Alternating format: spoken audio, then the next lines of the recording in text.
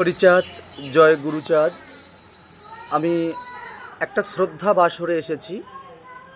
আপনারা দেখতে পাচ্ছেন আমাদের গুরুচাঁদ সেনা দীপক বাইন এবং তার জীবনের সহায়িকা আমাদের বৌদিমণি। সদ্য তিনি পিতৃহারা হয়েছেন। কয়েকদিন আগেও যে মানুষটাই পৃথিবীতে বিচরণ করত, আজকে আর তাকে উপলব্ধি করা যাচ্ছে না। সে পঞ্চভূতে বিলীন হয়ে গেছেন।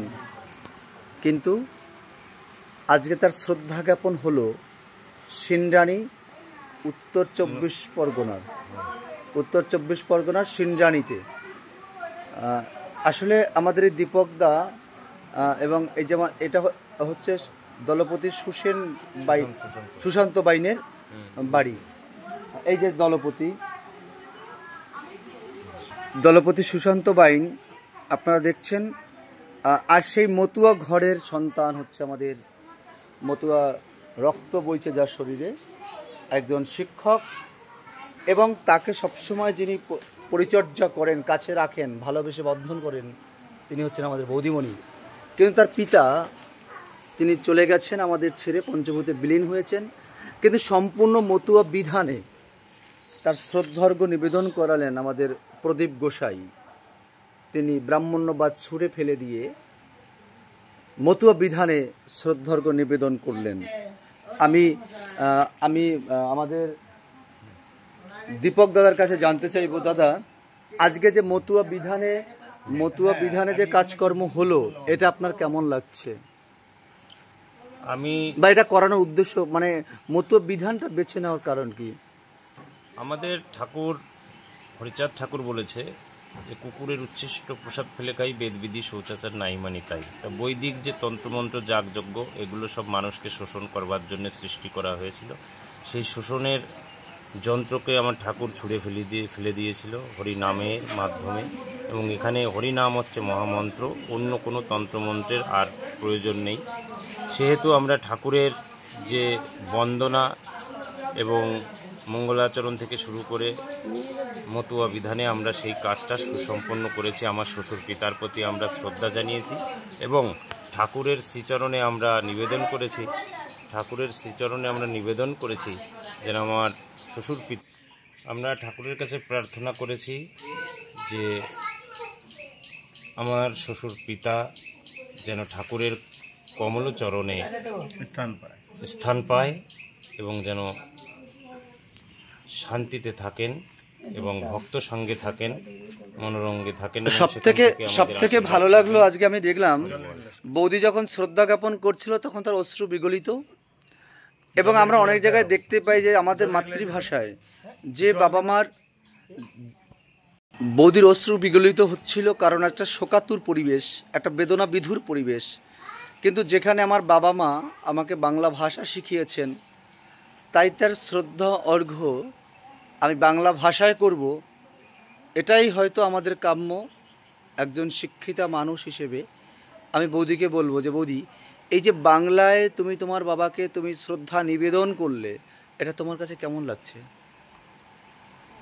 যে ভাষা আমরা বুঝতে পারি না, যেমন আমি দেখলাম বলছে যে আমি যত অপরাধ করে থাকি সেই অপরাধ ক্ষমা করো। সন্তান জ্ঞানে তোমার কাছে ক্ষমা চাই হে পিতা। আমি যদি অজান্তে কোনো ভুল করে থাকি, তুমি নিজ গুণে ক্ষমা করে। এই যে শপথ বাক্য, এই যে শ্রদ্ধা জ্ঞাপন বাক্যটা, এটা তোমার কেমন লাগলো বৌদি? ভালো লেগেছে। মন থেকে বাবাকে যেটুকু আমার অর্পণ করার ছিল সেটা আমি করতে পেরেছি নিজের ভাষায়। বাহ, অত্যন্ত সুন্দর একটি কথা বলেছেন, অত্যন্ত সুন্দর। আমার মনে হয় আমার সহধর্মিনী, শুধু সহধর্মী নয়, ধর্মসঙ্গিনী, কর্মসঙ্গিনী। আমরা গুরুচাঁদ ঠাকুরের যে কথা, নরনারী দুইজনে প্রতিকার যে প্রতিক্ষণে তালে তালে হও অগ্রসর। এই সংসারের ভিতর আমরা তালে তালেই অগ্রসর হচ্ছি ঠাকুরের মতাদর্শে, এবং সমাজকে একটা বার্তা দিতে চাই যে সবাই আসুন, আমরা ব্রাহ্মণ্যবাদ বিরোধী মতুয়া মতাদর্শে আমরা আমাদের সমস্ত শ্রদ্ধা অনুষ্ঠান, মাঙ্গলিক, বৈবাহিক, অন্নপ্রাশন সমস্ত কিছুই আমরা ঠাকুরের মতাদর্শে যাতে করতে পারি, আমাদের এই আন্দোলনে আপনারাও সামিল হন। জয় হরি বল। খুব সুন্দর একটা বার্তা দিলেন। আপনি তো দলপতি, আপনি কি এ বাড়িতে ব্রাহ্মণ বর্জন কি আজকেই না অনেক আগের থেকে? এর আগের থেকে এই প্রথম দেখছি। আমাকে মতো দর্শনের ইতিহাসটাই জীবনে আমি এই প্রথম দেখলাম। জয় হরি বল। বাবা, তোমার বাড়ির থেকে ব্রাহ্মণ্য বর্জন কতদিন আগে? আমার বাড়ির থেকে ব্রাহ্মণ্যবাদ বর্জন হয়েছে আমার পিতার বিবাহের পর। তোমার পিতার বিবাহ মানে তোমার জন্মের আগে? আমার জন্ম। জয় হরি বল। আমরা গোসাই আমাদের এখানে তার শ্রদ্ধার্ঘ্য নিবেদন করালেন, আমি প্রণাম জানাই। আর আমাদের বৌদিমণি যে কথাটা বলছেন আমি সেটা একটু তুলে ধরব। জয় হরিচাঁদ, জয় গুরুচাঁদ। আজকে আপনারা শুনেছেন যে আমার বৌদিমণি একটা কথা বলেছে,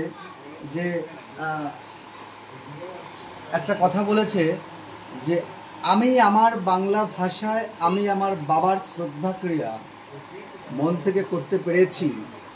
আমার মনে হয় সকল বাঙালি জাতির, কারণ বাংলায় উৎপন্ন একটি মাত্র ধর্ম, যে ধর্ম হচ্ছে মতুয়া স্বাধীন স্বতন্ত্র ধর্ম। আর এই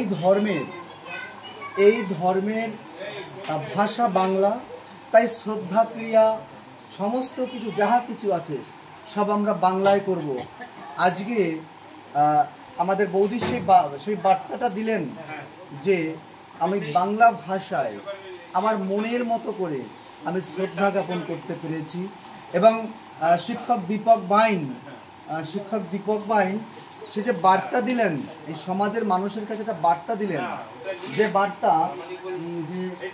বার্তাটা যে সবাই যেন মাঙ্গলিক ক্রিয়াকর্ম সমস্ত কিছু সেই কঠোর যে তোষণের যে বাদ, সে ব্রাহ্মণ্যবাদ বর্জন করে মতুয়াবাদ গ্রহণ করে মতুয়া ধর্মের জয় হোক এবং সর্বত্র মতুয়া ধর্মের প্রচার এবং প্রসারের জন্য আজকে আমাদের এই ধর্মদর্শন, এই চিন্তাভাবনা সারা দেশ নয় সারা পৃথিবীময় ছড়িয়ে পড়ুক, এই প্রার্থনা করব। জয় হরিচাঁদ, জয় গুরুচাঁদ। এটা হচ্ছে আমার দলপতি সুশান্ত বাইনের মন্দির, যে মন্দিরের মধ্যে আমরা কোথাও বৈদিকতার ছাপ খুঁজে পাই না। জয় হরিচাঁদ, জয় গুরুচাঁদ।